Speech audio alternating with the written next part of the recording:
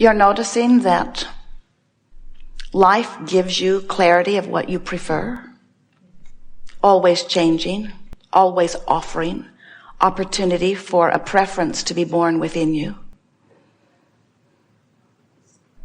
You know that you are creators, that you are source energy in physical bodies. Yes. We see you as you really are, and we notice that you see you as you physically are more than you see you as you really are. Sometimes we notice that you have such a keen sense of this leading edge physically manifested you that you forget the non-physical part of you that is also there. In other words, the physical you is certainly an extension of who you really are. So as we visit with you, it is our desire to notice you as you are and applaud that which you are, and to know who you really are or were before you were born into this physical body. But then, even more than that, we want you to feel not just who you were before you were born or who you are now that you're here, but who you are becoming as a result of all of that. Because the eternal nature of our beingness is really what life is all about. This powerful now is a launching into what is more. And the true exhilaration of life is in the getting a sense of that motion from here to there. In other words, you hear people say that the joy is in the journey. And we want to say life is the journey. In other words, when you accept yourself as the continuum of spirit that you are, and you recognize that you were not sent here to catch up with a part of you that's already complete, you are here in the process of that becoming. And when you get the sense of that becoming, that's when life really becomes good for you.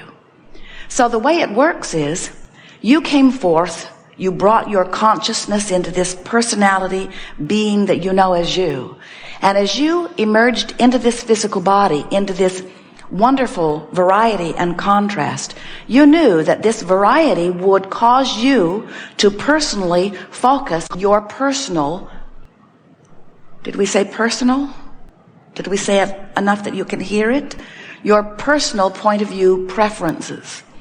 And it was so known by you that this environment would inspire those preferences, and it was so known by you that when those preferences were born within you, that source that was you before you were born and is you now that you are born and is you as you are becoming, that source would immediately become one with that new idea or that new desire or that new preference or that new dream that was born out of what you were living. Even if you are the one-celled organism, when you are having your personal experience and a preference is born as it always must be, Source agrees with the leading edge you. Source understands that there's no one better to know what you desire and what is best for you. And friends, we want to say to you that your selfish nature ensures that you will always conclude on vibrational levels what is best for you. And when that happens, Source says, you should know we're with you. If you've been listening to us for a while, you may have heard us say that in this continuum of creation, that there is thought, and then there is thought that is thought upon longer, which becomes a congealed thought that some could call thought form, and some can actually sense it, feel it, see it, hear it. And if that thought is thought upon longer, it becomes manifestation. And everything that you know in your physical time-space reality, these things that you see, these things that you call reality, all of them are just that thought that has been thought upon until it has been agreed upon by more, until it becomes that which you interpret through your physical senses as reality. So the reason that we give this to you in this way is because we want you to understand that when you're standing in your life experience and the contrast causes a preference to be born within you, that in the moment that that preference is born, all that you would call God or source, that which we call source energy, becomes immediately one with that preference that is born within you. And what that means is every time you've lived anything and every time you've wanted anything, source, the largest part of you, has immediately become it. Become it. In other words, on that vibrational level, in the moment that you conceive it as something that you would prefer, it becomes on that vibrational level. And the energy and resources, the same energy and resources that have put this magnificent time-space reality into beingness, are behind that for you. So we like to say to you that over here in vibrational escrow, lovingly tended to for you by that broader non-physical part of you, is the life experience that you are in the process of making. So recently, Esther had an experience where the variety of her life caused a very clear preference to be born, sort of snuck up on her. She didn't expect it to happen. And it was a big one. And Esther said to Jerry, uh-oh. And he said, what? Esther said, you know, there's no turning back from this. Once life causes this to happen, a large part of you has already become that. And you, if you are to remain in alignment with who you really are, you must come up to speed with that. In other words, if there is a gap between what life has caused you to become and what you are allowing yourself to become, you don't feel so good. And that, friends, is why we call this the art of allowing. The art of allowing yourself to be all that you have already vibrationally become because of what you're living. For example, you have an experience with someone, never mind how they got there for now. It was an unpleasant altercation and you were rude in return to their rudeness. And you feel awful about it. Well, what happened was the experience caused you, as you were having exposure to someone who clearly wasn't tuned in, tapped in, turned on, who clearly wasn't having a good moment, who clearly wasn't in love with life, you got the full brunt of whatever they were living, and in your knee-jerk response, gave it right back. Now, you couldn't give it back if it wasn't already active in your vibration. So, this experience caused you to behave in a way that's not what you would behave if you were really thinking about what you were doing.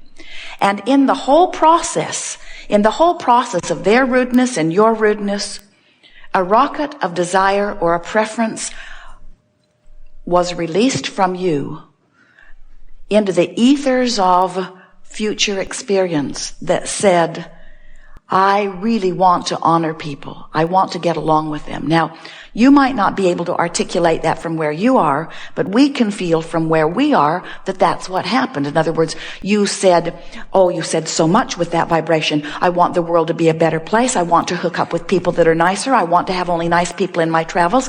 I want to bring the best out of people. I want the best to always come out of me. In other words, so many things on so many layers happened in that altercation, and you just flooded vibrational escrow full of all kinds of becoming. And the interesting thing about that is that in that experience, who you really are became it. And so non-physical energy, the bigger part of you, stands here already having become what that life experience just caused you to launch forward. We're not kidding you about that. In other words, a new standard of your life from your life experience carved out of what you were living just happened. The question is, where are you now in vibrational relationship to that which you have just become? Another example. You know someone who's sick and you're watching them decline, and you are worried about them and you are worried about you, and you are launching all kinds of preferences and rockets of desires about that. And source is becoming, because this is how the evolution of all things occurs. In other words, we don't think that you come even close to giving yourselves credit for the contrasting experience that you have as you hone the details of your physical life experience into the new fantastic becoming. We don't think you have any sense that you are source or God in a physical body in the process right now of setting forth this earth space, this time-space reality into that which it will become. Future generations will certainly benefit by the work that you are upon. This workshop is about you allowing yourself to benefit by the work that you have become. In other words, letting yourself become that which you have become. As Jerry and Esther travel about, they have a navigational system in their vehicles, 3 different kinds now, spread out among a few different vehicles. Magellan in one, OnStar in another, Pioneer in another. But they all operate on the same premise, where the system, because of the satellites in the sky and the contraptions in the vehicle, the system knows where they are. And then Jerry and Esther program in their destination. So there are only 2 things that are important. Where am I in relationship to where I want to be? So then Magellan just gives them verbal and visual description. And as Jerry and Esther get on the route, Magellan's just happy as she can be. It's a woman's voice. The man's voice was far too bossy. Magellan will just say, turn here, turn here, turn here, turn here, turn here. But if Jerry and Esther get off the route that Magellan has suggested, Magellan will be very firm with them. Please proceed to the highlighted route. Please proceed to the highlighted route. Sometimes if they really get carried away and don't get on the route, Magellan will say, recalculating route. Or, when possible, make a legal U-turn. But it is very clear to Magellan that Jerry and Esther are not following the path that she has seen as the best path. And the reason that this contraption can figure that out is because the 2 points of vibrational relativity that are being considered point that out. You have 2 points of vibrational relativity within you at all times. And it is important to understand what they are. So contrast caused you to become something.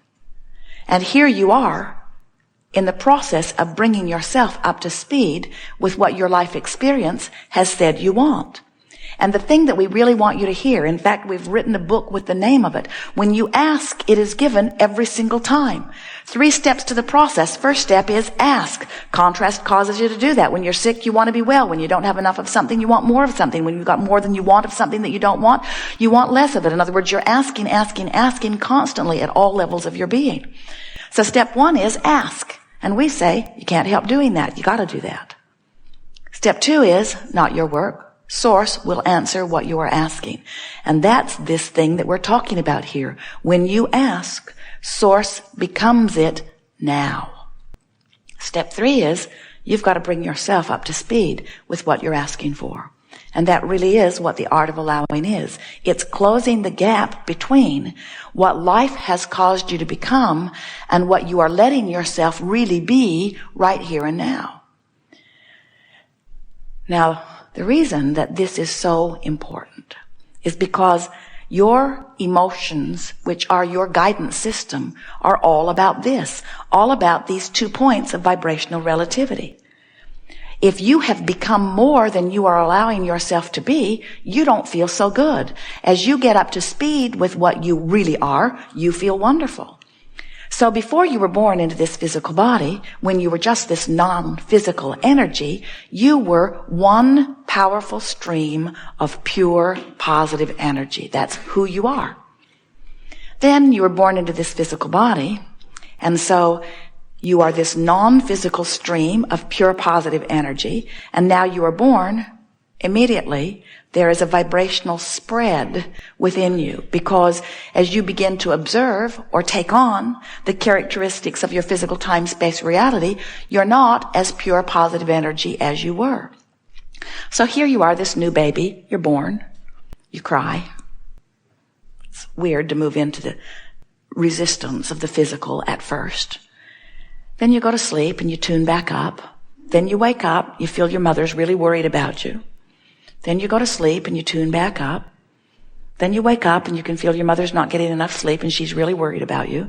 Then you go to sleep and pretty soon you acclimate. And even as this little baby while you're awake, you're still pure positive energy. But as time goes by and you begin to watch CNN, or you begin to listen to the troubles of the world, as so many people are sure that their best method of motivating you to the action that is beneficial to them is to scare you.